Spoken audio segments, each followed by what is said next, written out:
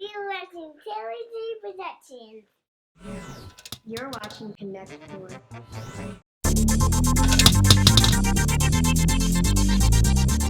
At some point, you ended up making your own music. Yeah. Well, I was always a composer. I always wanted to do that stuff. But I was into stuff that was eclectic and weird. You know, I was really into Frank Zappa and people like that. So I recorded stuff. I guess the single most influential band in my life, though, is Steely Dan.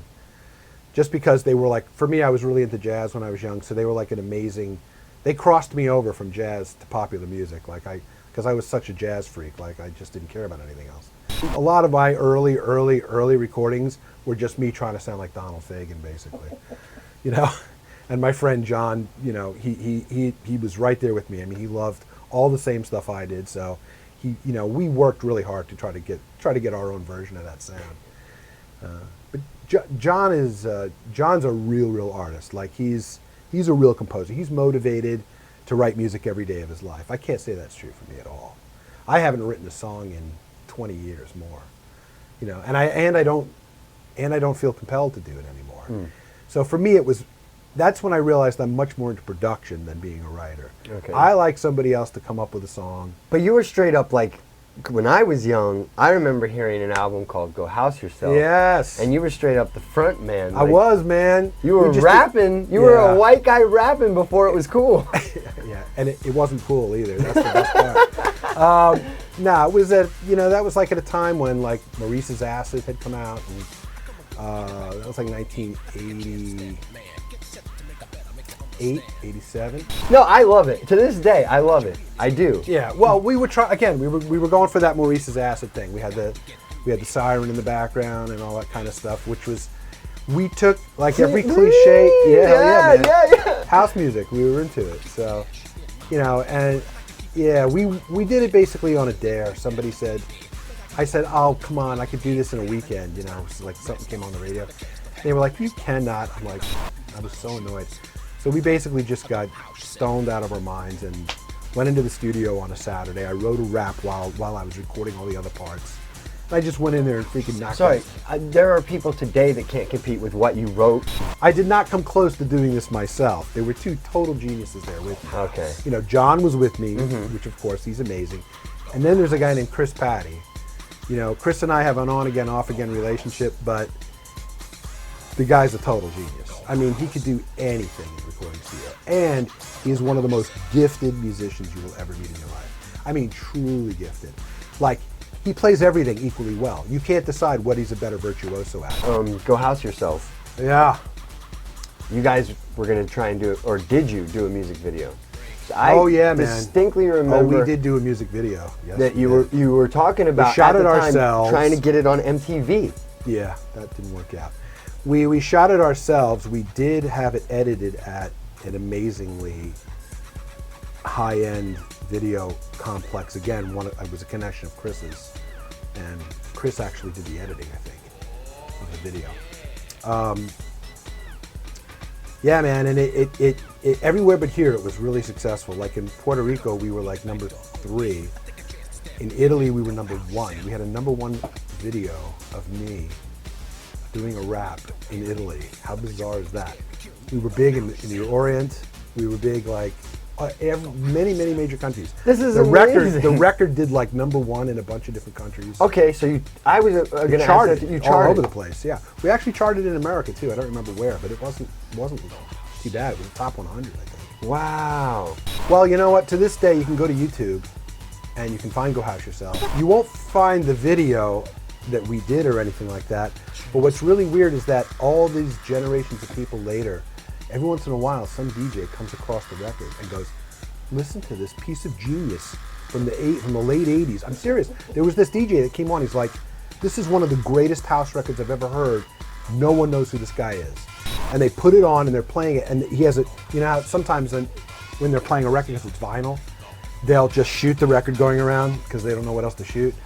And that's on there. There's a DJ and he's going on about what it's totally brilliant. This, that, the other So if thing. you go to YouTube, go Yeah, ask you can go yourself, you're going to find you'll- somebody you playing will it. find somebody doing it, and this just keeps happening. Like 10 years later, somebody finds it again. This is what I'm talking It's about hysterical. too. If it was really bad, that wouldn't happen. Oh, no, It was good. The production value was Oh, good. I know that, I know if you're that. listening to what you're saying, is Honestly, good. Your the delivery is weakest, good. honestly, the weakest part of it was my voice, and it's because I had never rapped before. I don't know what the hell I'm doing. I had no skill for this sort of thing, but I just went in and just did whatever I wanted, and I did it in one take though. We didn't edit any of it. That's So amazing. that's pretty cool. Good job, man. Yeah. So, did you do music after that? Oh yes, I did so much music after that. That was really the beginning of when I really started to do music. I probably did it for another 10 years, right up to like 2000. That's when I stopped. I had another recording studio I had built. It was really big on Long Island. I built this place in a town called West Babylon. And it was like 2,400 square foot space. It was huge. Nice. I had a giant control room with digital desks. It was all digital, and it was pretty good. I recorded a lot of bands there, just to survive, just to make enough Anybody money. of note, or just local like acts that? To be honest with you, I don't think I'm allowed to say Okay. any of that Respect. stuff. Yeah, Understand. But well, I did get to record a vocal for RZA. RZA came in and did something. Nice. Shout out to the Wu-Tang. It wasn't for one. It was as a guest on someone else's performance, Mm-hmm. and I got to work with a guy named IU, who was huge for a while. Granddaddy IU. He came in and did a bunch of albums. And I got to work with some other pretty famous people. But mostly what I got to do was produce talent that I really liked. And that's That's what's most important. That was my It doesn't matter favorite how thing. famous anybody is to me, it's whether I believe in like, Right. again, the art or not. Shout out to Larry Nacht. Shout out, Larry. You're a genius. I wish you had never gone away. But anyway, so yeah, I did an album with Larry that I was really, really proud of. And I had been really inspired by people like Beck at the time, who were doing taking loops, basically once again stealing work that pioneered and invented by black people. If done properly, it worked. Like when it could work when well. Kanye Otherwise, did it could be Gold really, Digger and Yeah. what is his name? Jamie Foxx was Yes. singing the Ray Charles part. Yes. Believe it or not to say that I didn't know who Ray Charles was by Right, that yeah, point, yeah. but I wasn't like listening to it. No. When I heard that song, Yeah. I went out and bought a Ray Charles album. Yeah. See. Right, So it's exactly. not necessarily like you're not. Yeah, they're sampling or whatever, but when you hear that, if it's good Yeah. and you like it Yeah. and you're really into music, you're gonna go out and find out Oh, who sure. and what that is. Oh, sure, yeah. No, I'm not. I have nothing against sampling at all. It was my favorite thing to do. One of my favorite things. So yeah, no, the album was built around sort of taking loops and stuff, and then I got to do a lot of vocals on it because I wanted to do these. I was trying to do a lot of this throwback stuff to sort of like kitschy stuff from the '60s and '70s, like the Partridge Family. So I was like taking an arrangement and doing it the way the Partridge Family would do it, and I was doing like really thick 6-part harmony behind it, where I got to sing all the parts. Does this still exist? Yeah, it still exists. The album's around. With that, what you said you did music for 10 years up to about 2000. Yep. And then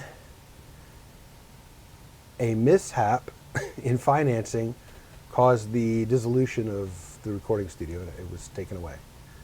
I can't go into that either, but anyway, that disappeared. At that point, It was like someone took away the I- artist's palette. sort of, and I was already pretty tired and exhausted. I had really burned myself out working 16 hours a day, 7 days a week. You know what it's like, dude. Yeah. Where you just eventually you just become burned. I mean, you just can't do it anymore. So it was a combination of that, having our studio broken into, and we got robbed once, and some other stuff.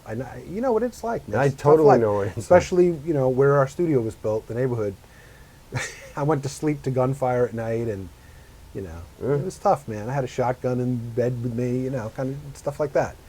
It was tough, but it did teach me a lot. When that was all done, I felt like it was time to move on.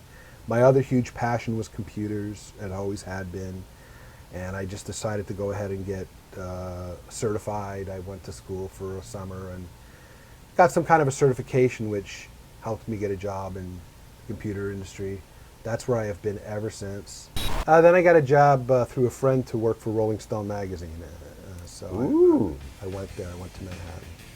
And they published, at the time, a company called Wenner Media, named after Jan Wenner, who's the founder of Rolling Stone.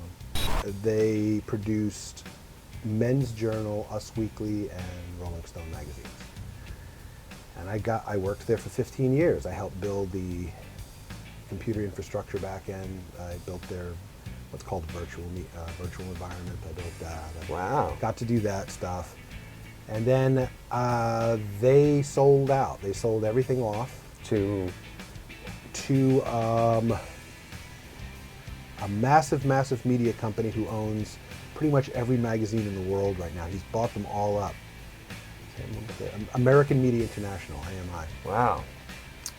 So he bought. Well, I know he bought Us Weekly and Men's Journal. I don't know if he bought.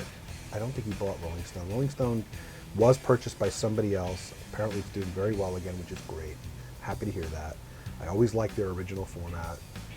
I was sorry when the format changed, but anyway, that's another story. So that's it. That's my life. The entire IT department got laid off, along with pretty much everybody else.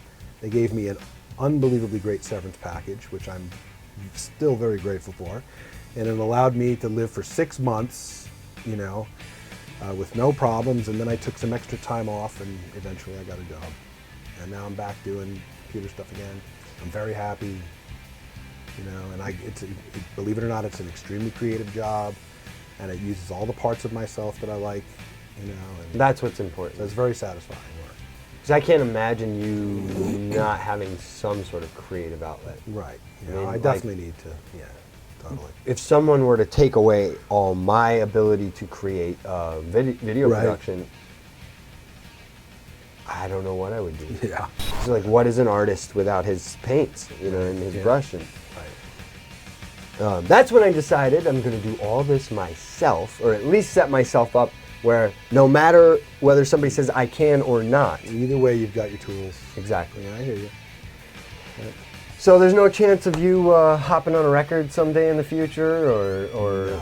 helping anybody I don't think so. produce an album? I or wouldn't a say that. track? I'll never say never, but I don't.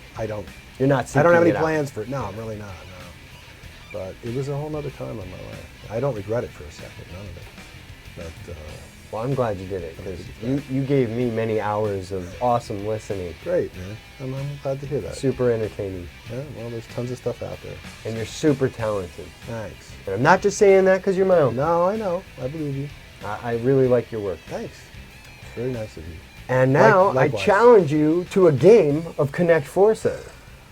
I will lose. They all do.